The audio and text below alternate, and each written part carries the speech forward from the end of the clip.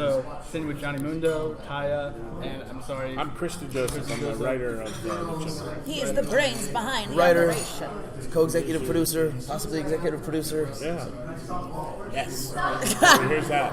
The man that writes those dope words. Yeah, and so, okay, so as the writer, and Johnny is probably one of my favorite characters. How much do you kind of talk with him, and how much does he have involvement with his character? Well, I guess he can answer that. DJ and I met each other when we were on the road with WWE way back in the day, and I think the first thing we really bonded over was working on episodes of The Dirt Sheet. I mean, actually, we were buds before then, but that was the first time we were really working together closely and creating something cool, which was kind of flying under the radar and enabled both of us to, and The Miz as well in this, make whatever weird creations we had in our heads into reality. Come to life, yeah. And based on that relationship, the stuff that's going on with Lucha Underground is, I would call it a collaboration. I mean, DJ is the brain behind this entire universe and has every piece in the puzzle like worked out in his head. But when it comes to specific ideas for Johnny Mundo or for Taya, one thing that I really like about Lucha Underground is the collaborative way that DJ and Chris Roach and the other producers and creative team work with the Luchadors. Oh, well, as professional wrestlers, y'all definitely have pump-up music. Can I hear what that is? Ooh, pump-up music? Yeah, what gets you going? Man, my pump-up music is... The people. My pump-up music is like cheesy, like Go ahead. 80s rock. Journey, even the Rocky soundtrack, that Push It to the Limit song from Scarface, You're the Best Around from Karate Kid, or... I don't really listen to She's pump sick up of it. music. I play it in the garage all the time. Can we just not do that? Push it to the limit. No, but for me, like when we're wrestling in the... Are you gonna let me talk? Give it, go. I'm pumped. When we're at the temple, I think that the way I get, we don't really have, a lot of people don't know this, we don't really come out to music. We come out to the fans. So I think that as soon as you hear, for anyone who's been there, as soon as you hear everyone screaming and yelling and chanting and stuff, it completely gets you. For me, that's what makes me get into it, for sure. Yeah. And I don't know if you've heard or seen Welcome to Slamtown. But if you haven't, you should check it The out. most famous song about Slamtown ever written and sung and performed by Johnny Mundo. Do yourself a favor, it's on YouTube. Check out Welcome to Slamtown and tell me if it doesn't get you pumped up. Yeah. If it doesn't get you pumped up, there's something wrong with you. And were all those lyrics your idea, or was that again writers? That was produced by a couple music producers that are very talented. The Slamtown, Welcome to Slamtown, I would say the concept was my concept, and it was another collaboration that I worked with a couple of really talented people to put the song together.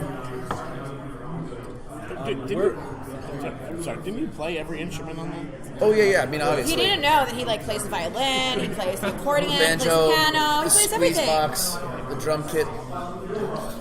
Sorry. No, that was good. We almost glossed over that. That was an important part of Welcome to Slamtown. Where would you guys say that some of your inspirations for your personalities come from within each other? Aside from the mirror, why don't you take it? I mean, the Taya character, I think, has evolved, obviously, like, through a huge, I've always been Taya since I started wrestling, but she evolved from a Viking princess in Calgary, Alberta, Canada, to being Taya that you see in Lucha Underground now. I just get inspirations from artists that I like, or characters that I like in movies, or I'm like super like into like villainous, bad. You like Disney princess villains, right? Evil Disney villain princesses. I'm like Maleficent, Yeah, but like, I you know, and I think that is ultimately like what you won't see obviously in season 3, because this has also happened in AAA, is that I've like really tried to like evolve Taya into like more of a crazier, evil, I don't know, like I just get inspiration Wait till you guys see from the match that she had 2 nights ago in Tijuana. Yeah. As far as like really upping the crazy and where the term living up to the name Wera Loca. yeah, like the term Wera Loca was given to me by Paraguayo years ago, because like didn't speak Spanish, and I would always yell at him in English, and he was just like, "Pinche güera loca." But it was, I think that I've really tried to take that and evolve with it and make Taya a crazier, darker, So, I just get inspirations from everything and through my life and experience and stuff, so I think that that's what you see, and it just translates. When someone asked Lil Wayne one time, like, what he inspires him to make songs, he said, I just make things that I think are cool, and that's what I do because I like it, and if you don't like the stuff that I do, then we're probably not going to be friends. That's it. Like, I try to be the coolest version of everything according to what I like, and I put it all out there. It's just an assembly of everything that I think is cool within myself and pop culture. Yeah. I was going to ask for Taya, like, how does your relationship with Johnny on the show evolve? I think you had a broken leg before. A broken ankle. Broken ankle, yeah. Broken ankle. Better than a broken heart, though. Yeah. And helping Johnny win the Lucha Underground Championship. So how does the dynamic I think change? From those first episodes where I was on Lucha and introduced and stuff, it's just kind of like it's taken a path of its own. A lot of things just happen naturally, So we'll see our relationship evolve and our characters become more and more complicated and together and everything like that. And I'm just really excited because there's so much stuff that you guys haven't seen yet that I think is really important for the dynamic of Worldwide Underground, for the dynamic of Johnny Mundo, for Taya and everything. The end of season 3 is pretty crazy, so I just really want you guys all to see it and enjoy it, and definitely let us know what you think. But we're back May 31st on the El Rey Network. First episode back, Johnny Mundo versus the Mac, Iron Man match. All night long. One of the best matches of my career. I can't wait.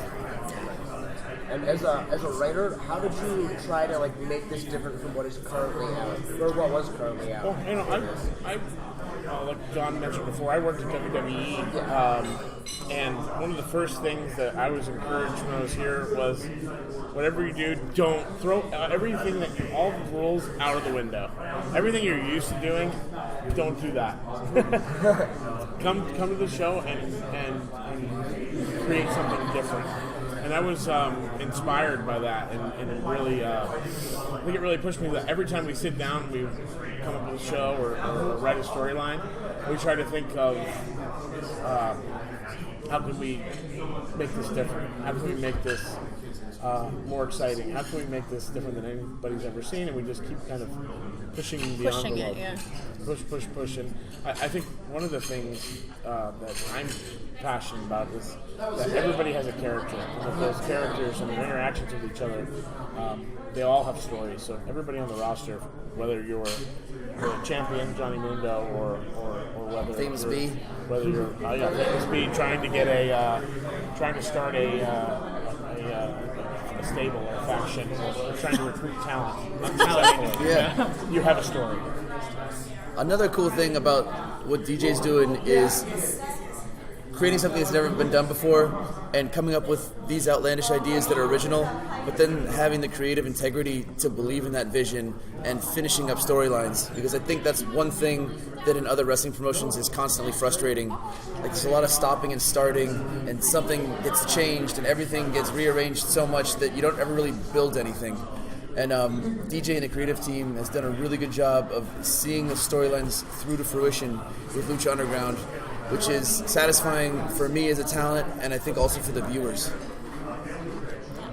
Yeah, as a viewer, if you invest your time and watch the show, even from the very beginning, we'll give you payoffs. And that, to me, you're giving me an hour. You're giving an hour of your time. Everybody has. Time you give an hour of your time, I want to make sure it's worth your time to go sit and watch it, not have us forget about something or throw something out because it's not happening. But at the same time, it's a little scary because we do shoot in advance, so you got to kind of really trust yourself and trust what you're doing that it's going to work. But when you have performers like our roster, which I think is probably the best in the world, agreed. It's hard. It's hard to screw that up. Yeah. And just one last question there. Is the documentary for Johnny Mundo's documentary? Well- is that going to continue? 'Cause it Just kinda- wait. Yep. Don't worry. Just like we said, every story has a conclusion. So just wait for it. It's epic. It's Oscar. I should be nominated for Oscars. You're still working on it, though, right? You're still putting it together. Yeah. Well, I'm just editing the final cuts. But the potential, obviously, the subject matter is Oscar worthy. My filming is So excited to just, see the you know. second half of season 3 that I will just leave it at that. Yeah. Thank you. Thanks, guys. Thank you guys so much. Thank you.